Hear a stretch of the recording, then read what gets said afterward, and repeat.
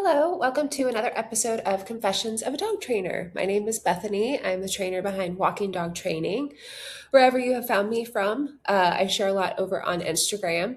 And I'm talking today about a particular dog that I'm working with named Hazel, who she's very fearful of people. I talked about her a little bit on the last podcast when I was talking about Azula, who's another dog I have in, a cane corso, big dog.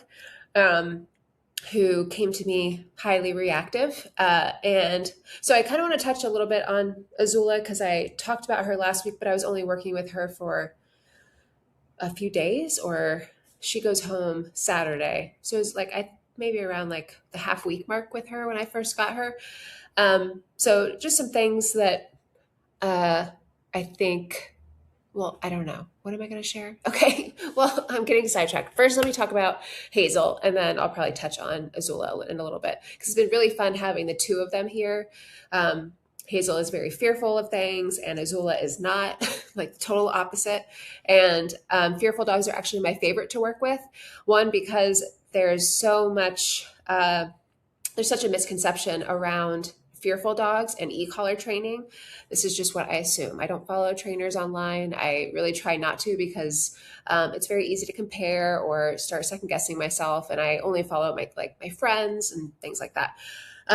But with her, with Hazel, she's a little hound mix, like plot hound, coon hound, some other things.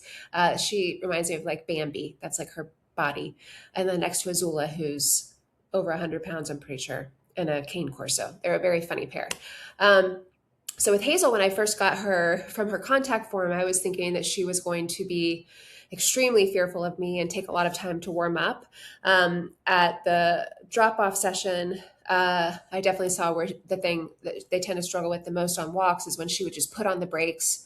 She'd hear something or see someone and just not move at all. And so they would have to wait her out or kind of talk her out of it. Like, I think Jacqueline, her owner, at one point, they pretend that they're leaving. So they're like, all right, bye. And they have the leash.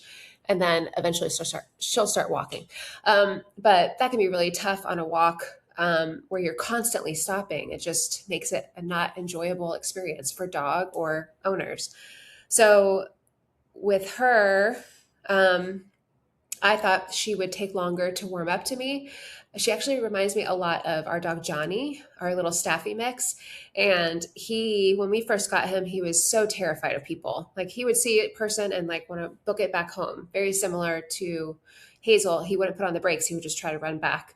And it was always him trying to like get away from people. And e-collar training was really helpful. It just, okay, so let's jump into the thing that has been the most helpful, and I'm hopeful that this can help you if you have a nervous dog. One, for reassurance purposes with e-collar training. I am an e-collar trainer. This podcast, I talk a lot about e-collar training because I want to kind of peel back the layers and help owners who are struggling. E-collar training can be life-changing. I see it with every single dog and owner I work with. The cases are more drastic, like a dog who is extremely fearful of people and then bringing them to the other side where they're a little bit more confident, or a dog like Azula who is highly red zone reactive with her owner and then being able to walk through a farmer's market.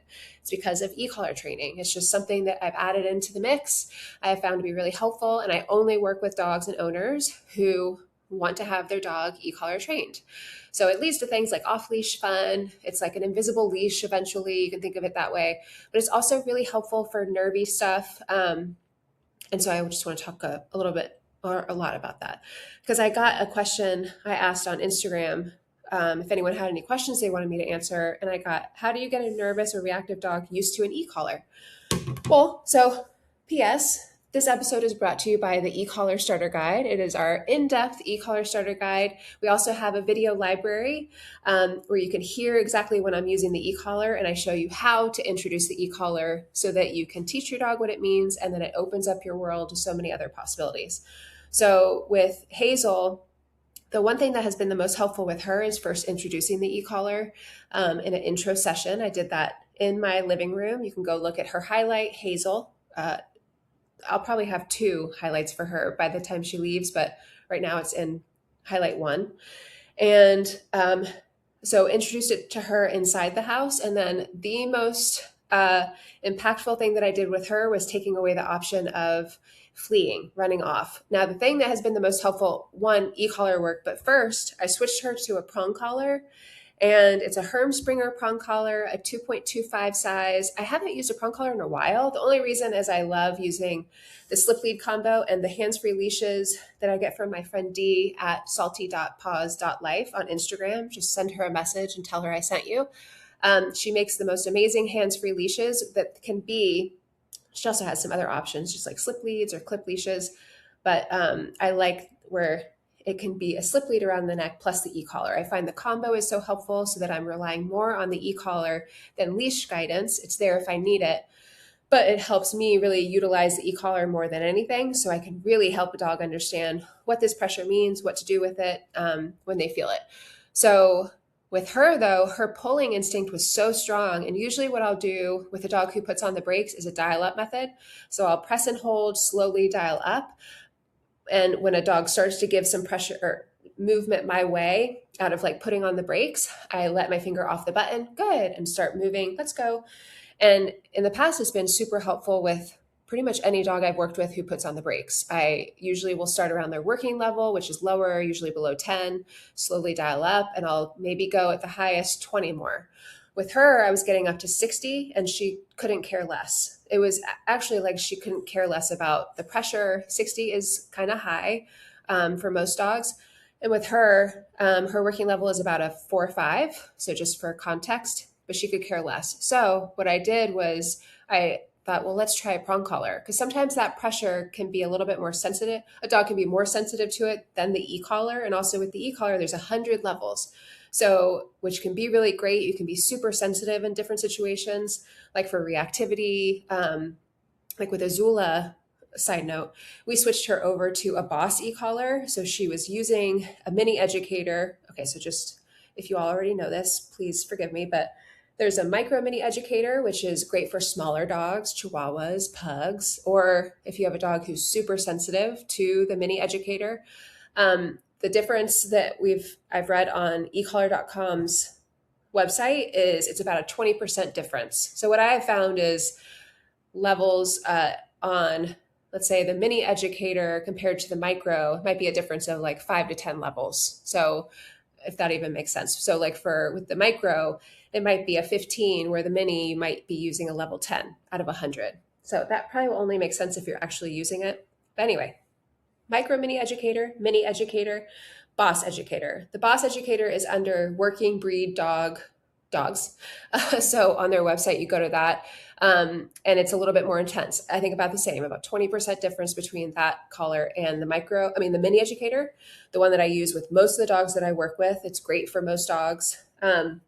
But with her, she's so intense that level 100 for certain situations didn't mean anything. So we switched her to the Boss e-collar. And for reference with what would I use 100 with her, it was for barking in the kennel and trying to break out of the kennel. She broke out of the kennel twice, which was really because it was an older kennel. And I think she realized when she could push on the kennel door, it's kind of crazy to think that she was doing that last week. Sometimes I can't even believe the changes that I see in dogs. And sometimes I'm like, wait, is this really like, how did they progress this much? It's not, I think it's just the process of repetition, being consistent, whatever. So I should do a whole other episode on why I think that is. But so for stuff like that, because that's a definite safety thing where if a dog is pressing their nose on the kennel door and she's such a big dog that she was bending it out, it's not bent, but you could see in the video, she would push it all, like if you're watching the video, like you'd see the door come out like this. And so I would correct it 100 because stuff like that, usually for a higher correction with a dog like her, and keep in mind, I was using the e-collar with her for other things. So like for barking, I corrected her she started barking at our hose in the backyard. She hasn't really shown me reactivity towards dogs, which is really interesting because her reactivity is so intense with her owner. It was on drop-off day because I saw it, plus a video that her owner sent me before. So intense, I thought for sure she would react with me. She's only the second dog I've worked with over the last 8.5 years that has not reacted with me, but her reactivity showed up in the backyard towards the hose, towards the umbrella when I'm like doing it up and down.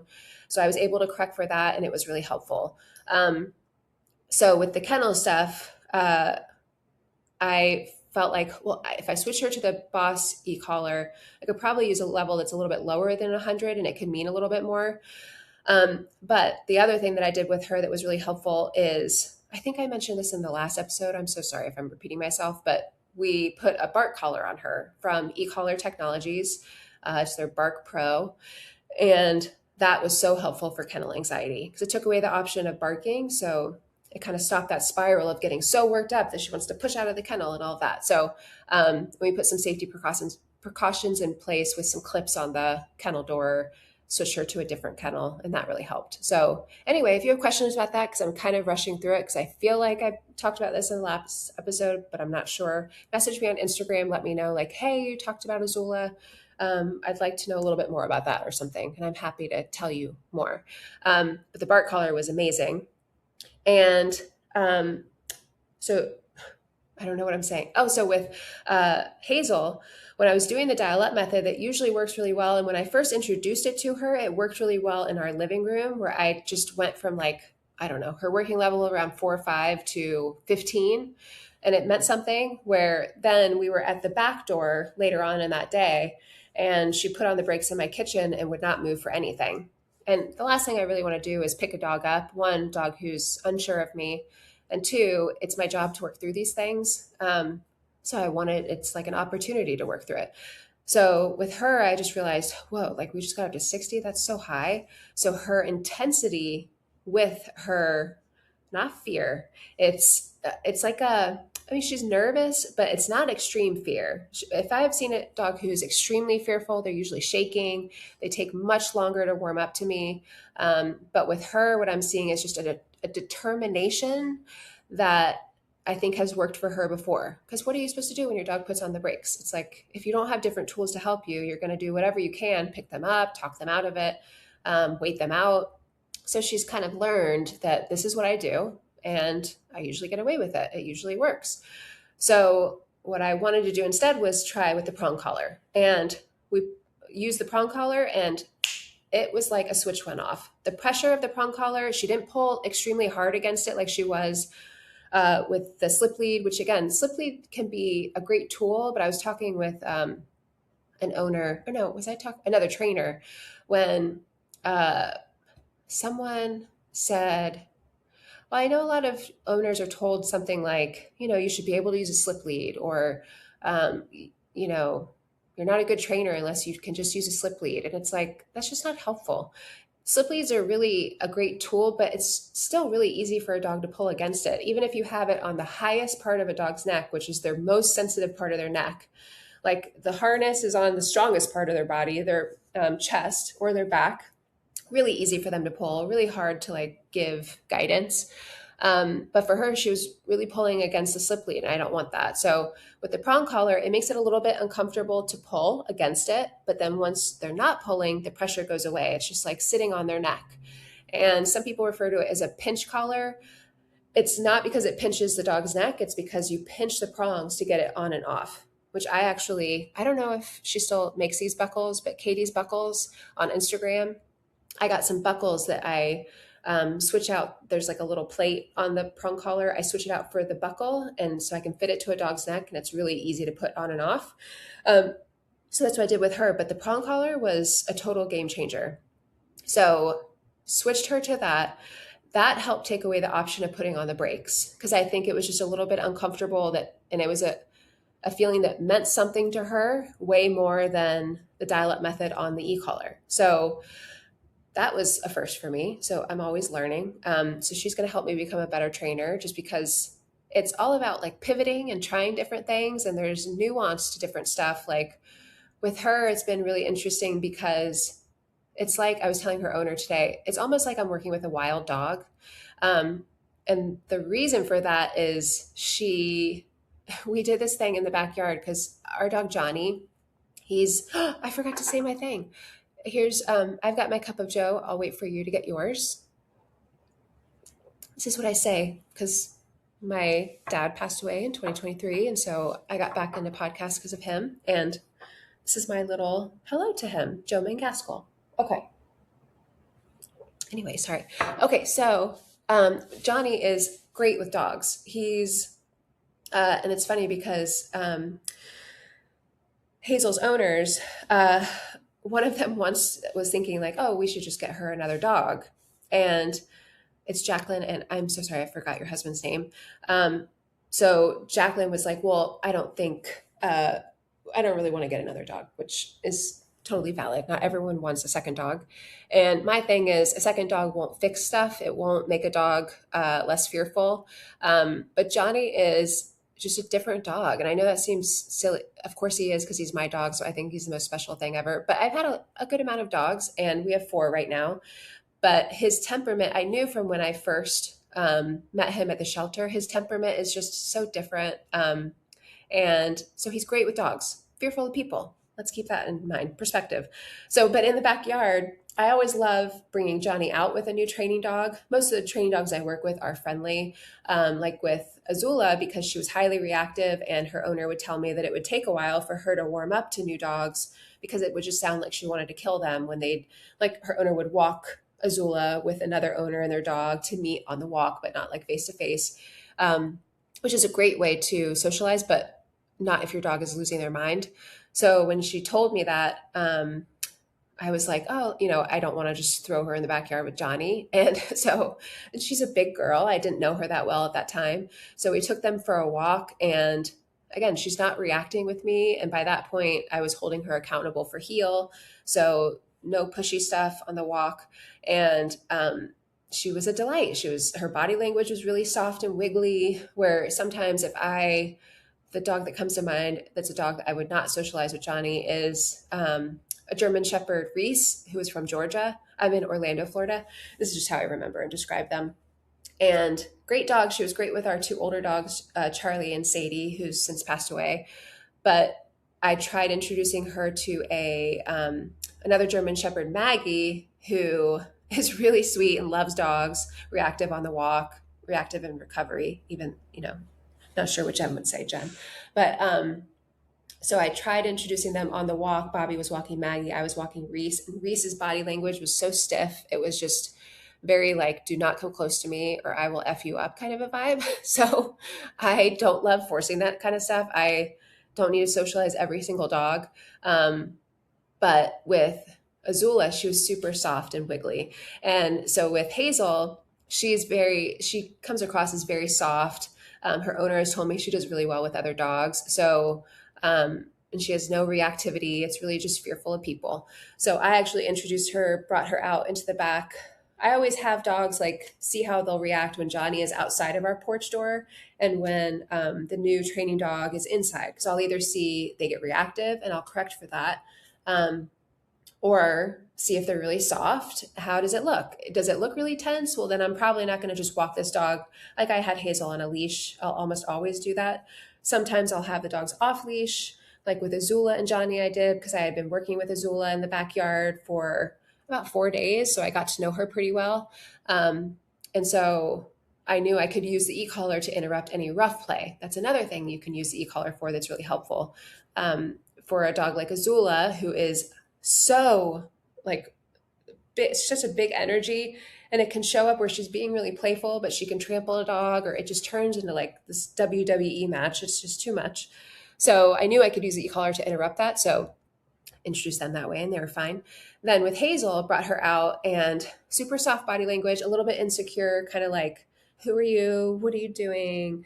But friendly, but on guard. And but Johnny was kind of wiggly, which he almost always plays off of another dog. I remember one dog I had who was a little bit like, don't get in my way. I think it was my mom's dog, Harper, who small, love her so much. She's such a delightful little dog. But she's kind of like, don't come next to me. And she'll just give like a look. And Johnny was like, oh, okay, no talking. This is why dogs are so fascinating, how they communicate. And so Johnny would walk off. Where a dog like Hazel, he comes up a little bit wiggly, sniffs her butt, they're sniffing, blah, blah, blah. So with her, one thing that I did, because Hazel's known to be, is it Azula or Hazel? Well, Hazel's just known to be nervous with people. I don't know if it's men. I think they said she's okay with women, or maybe that's Azula. Oh my gosh, I'm getting it mixed up. But anyway, Hazel was really nervous of Bobby the first day when she was here.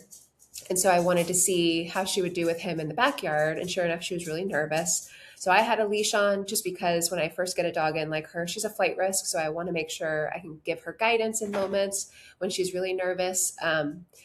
Even if she's not really listening to me to come to me or walk and heel or something like that, having a leash on just takes away that option of fleeing, running off, which is really helpful in the rehab process. That's what it feels like working with a dog like her. Like we're going to therapy and it's exposure plus new rules and boundaries and working through a lot of feelings. So in the backyard, one thing that's so interesting, and I shared it on her highlight, again, if you want to go see on Hazel's highlight, is Bobby was sitting down and he called Johnny over, and Johnny's super wiggly. He has like the wiggliest butt. And Hazel started like seeing him do it, was like, it was almost, if she could talk, she'd be like, what's going on? Like, why do you like him so much? Maybe I should like him too. And she'd come over and like get wiggly, but like long body, and like kind of sniff him, but then turn away. But like within a couple minutes, she was like going over to him and kind of getting like wiggly and then excited and running off, playful, not scared. And he was also sitting and being still, which is great. Sudden movements are not really helpful with really nervous dogs. So that was really fascinating to see. She just, her body language, how she picks up on things. She's very, it's like, it's almost like working with a nervous, fearful dog. It makes me talk way less. It makes me pay way more attention to body language because she tells a lot from how she does things. So seeing her play off of Johnny was just so interesting because it just feels like such a powerful way to communicate without really me doing anything. It's just my friendly dog helping show her, hey, this guy is okay. So that was really fun. So now my thing with her is exposing her to stuff. Like today we went in the van and I just had her hang out in a down. So a job plus exposure is really helpful when helping a nervous dog overcome stuff that makes them nervous. So a job plus exposure. The job could be heel on the walk, down command, place command, plus exposure to people that make her nervous. So in the van, we have a screen door so she can see people walk by while also laying in a down, which was so great. So it's going to be like that. I can't wait to take her to Home Depot. And it's kind of like chipping away slowly at her insecurities. She reminds me so much of Johnny, and he's come so far where I can literally talk to someone and he just sits next to us and he doesn't love for people to go down and pet him and things like that. But when you are able to walk your dog more places and not have them freak out every time they see a person, because that's not something you can avoid, it just opens up your world to more possibilities. So I'm really excited to work with her. I think I'll do a follow-up episode just to bring you along on the journey even more, because she goes home not this weekend, next Saturday. So, oh my gosh, I can't believe that. Her owner gave me some questions that she wanted to ask, which I love doing this. I want to do this now every time that I do an episode about a dog. Azula's owner gave me some questions last week, which was so great. And it's kind of just nice to, I love to communicate with owners a lot. I've learned over the years that you can never talk too much, especially you work with different owners. Some are more introverted, some are more outgoing. And so I always like to get on the same page and just talk things through and make sure if there's any questions popping up as someone is following along on Instagram, that kind of thing. So loved getting these questions from her. So let's dive in. Okay, how should I try to measure progress when she gets home? Like what would be signs I'm doing it right versus not when she is nervous in situations? So the thing that helped me the most when working with Johnny is thinking of like, because exposure, so if her biggest thing is she's fearful of people, my way to tell if we're making progress is how does she respond when she sees a person, like in the van, for example. So at one point I saw, and we have some distance, so I'm going to start closing that gap a little bit more just to expose her and challenge her even more, which I find is really helpful. Even if she doesn't love it, it's not her favorite thing in the whole world, but I found with like my dog Johnny, who reminds me so much of Hazel, it's been really helpful. is to just see how does she respond when she sees people. Like today in the van, she did something where these two people walked by and they were talking really loud. And after they passed by, she was like sniffing the air when she was laying down. To me, that's a really good sign because that means there's some comfort there. She's a little bit interested, not so freaked out. So it could be like in your neighborhood, a certain neighbor that you see where maybe last time Hazel was constantly looking around, where now she like looks back a couple times but keeps walking with you. I think you'll be able to notice because now when she goes home from the board and train, she will not be putting on the brakes anymore, or you'll know how to work out of that. But using the tools like the prong collar and e-collar will really help. One thing that's been helping me too with her is using tone. So tone to encourage movement. I love using that for recall. In the backyard, I've been using that a lot with her for recall, where I pair tone and stem.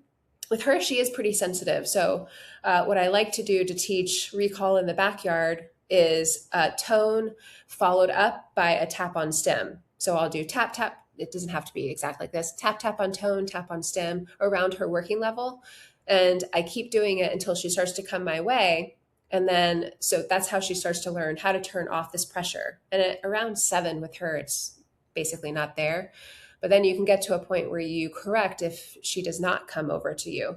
So I'm not really doing that yet. It's more, she's responding really well to the tone plus stem because it's just another way to communicate. It also helps when I have her in the backyard with Johnny or Azula. And Azula is really good at recall now. And Johnny is great at recall. Anytime he hears tone, he thinks he's going to get a treat. So, but yeah, so I've also been using that on the walk as well. But I think without her like big panicky moments, it will be a little bit easier for you to notice progress. And again, with nervous dogs, it's a long game thing. I learned this a long time ago. I don't know. When was like my first nervous dog? Because they are more challenging in a way when you're a board and train trainer because the progress looks so different. It looks less dramatic, it looks more subtle, and it is easy to overlook. So after a few nervous dogs I worked with where I was like, oh my gosh, like I'm getting to day 12 and it doesn't feel like it does with a pushy dog that is not fearful. So I kind of started to reframe it as this just takes a lot longer because then on day 13 of the 14 days I have a dog, something would click and it would just be like, oh my gosh, like I can't believe we're walking past this garbage truck that she used to be freaked out by, and now we're walking by it and she's not so freaked out. So it's a long game thing. So I think you'll be able to tell some difference. It's hard to say what it is. I think sometimes it will be a feeling of just, I think you're very in tune with her. And so I think you'll just notice a softness from her. Or, and you told me today that your a dream, not a dream, but like a goal you'd like to work towards is taking her to a brewery, which you said you've done before, but you had a lot of space between you and other people.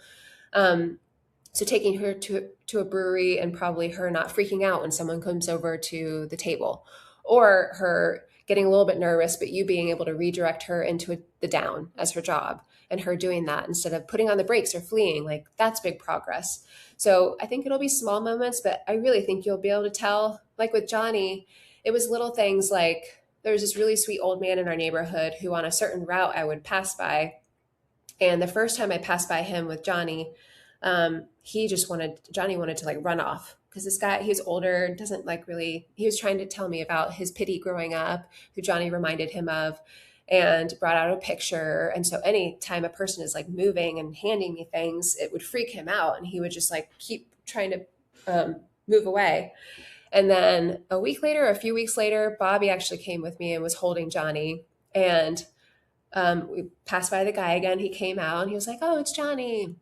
And Johnny just sat with Bobby. I think Bobby probably asked him to sit, and he did, and he didn't try to run off. And to us, that was like big, big, big. So I think the one way to be able to tell if things are progressing is to keep pushing her out of her comfort zone, to keep exposing her to things. And you asked if it will be signs of doing it right versus not doing it right.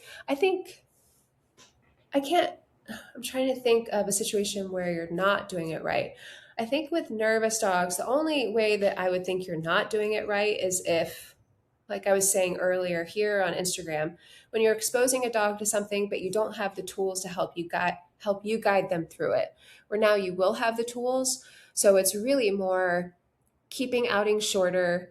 Like we'll take Johnny to the farmer's market. He doesn't love it, but he's gotten more and more confident each time that we take him.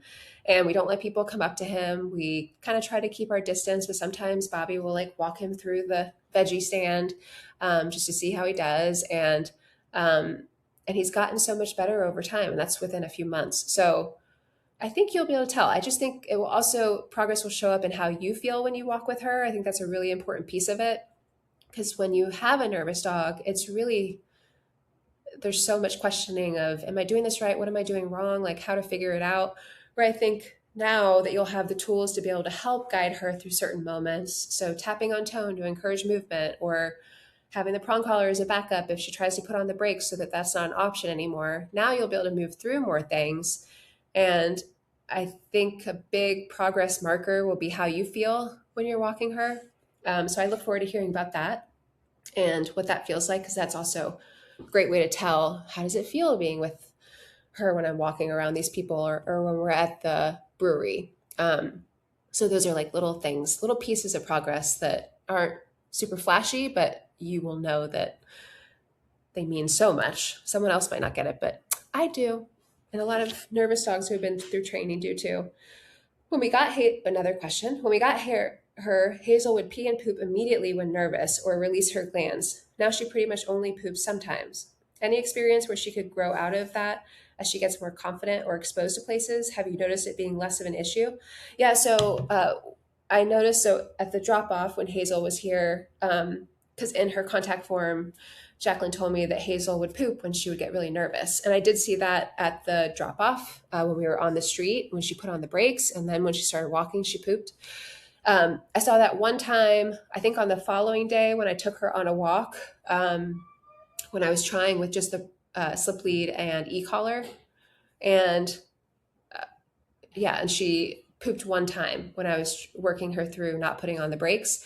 But I haven't seen that on the walk since. And since then, I've really been trying to walk her whenever I see people. It's like whenever you're working through reactivity and you really want to start walking by dogs and they're nowhere. That's how it felt. But yesterday we walked by yard people, roofers, a guy on the walk who his dog actually put on the brakes to watch us walk by, which I thought was kind of funny, and no pooping or anything. So I think this is the thing about this kind of training, where when you take away the option of fleeing, either from the e-collar, because I've worked with some dogs where that works really well, the dial-up method, where you start to take away that option of when you put on the brakes, you feel this pressure. How do you turn it off? You start walking. So then that becomes more enjoyable to start walking with you.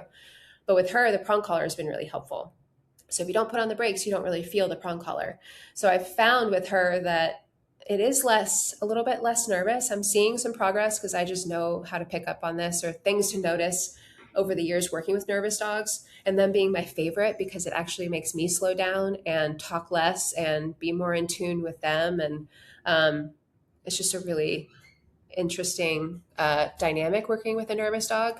And I am a very want progress right, not really with dogs, but like in life in general, want progress right away. Or I remember when I first started working out with weights, and Bobby got a compliment at the farmer's market when we ran into a couple friends on his arms. And I was like, why didn't they compliment me on my arms? And I just wanted everyone to be like, oh my gosh, your own arms are so toned after like a week of lifting weights. Like, hello, that's not how it works. But that's usually how I am in life in general. And so working with nervous dogs has really helped me tap into that calmer side of myself and slowing things down. And so with her, I haven't seen the pooping thing anymore. She poops pretty regularly when I let her out in the morning. I also think because before you were free feeding her, so I don't know how much she was eating, where now she's on a consistent feeding schedule. I feed her twice a day in her kennel. I think that helps. So she usually poops in the morning on her first outs, and then later in the afternoon on like another outing in our backyard, another potty break in our backyard. So I'll try to keep track of that just so you can know and we can compare notes. But I think that also can help. Now, who knows? If I take her to Home Depot, which I really want to, early next week is what I'm planning for. maybe in the next few days. Who knows? I say things, sometimes they change based on the dog. Because she is doing so much better with walking in our neighborhood. So I want to add in more of a challenge. There's always people at Home Depot. She might poop in there. Who knows? It's not the first time that's ever happened to me. So I'll let you know that. But I have not been seeing her. She doesn't poop when she's nervous on the walk. I think the movement helps. So yeah, that's all good things. So I think with her, it's now that she has some rules that like she knows she can't put on the brakes and or try and run off. Like also, I don't allow her to pull me away from things. So it was like either putting on the brakes or when we'd pass someone, she'd want to like run off or like pull me past them. So this is where holding her, I haven't really been holding her accountable for heel, but I don't really want her to pull against the prong collar. So what I've been doing is giving a tap on the e-collar plus when I feel a tug on the prong collar. So it just adds like a little extra something. The level, I don't know with her, probably about like a 10 to 15 because she is pretty sensitive. So I'm going to start adding in more rules with like actually holding her accountable for heel. That's the next step. Where right now I've just been really trying to expose her to things, have her not pull me, but she's not really in heel, so it's a little bit looser. But I have found that it's really helpful to have a clear command to give a dog on the walk for when a dog goes back home from the board and train. And then like we were talking today, like with Johnny, he doesn't always walk in a heel. It is helpful when we go places where there's more people so that he knows what he should be doing. But like on the walk, he might walk a little bit out in front of me because he's gotten so much more confident and he can do that. It's just like a privilege he's earned because he's been doing so well on the walk. So you might get to a point like that with Hazel. The other thing to think about, the board and train is such a small piece of your life. Things will always change. It's like when I look back on when I first got Johnny and I thought, oh my gosh, I got another nervous dog.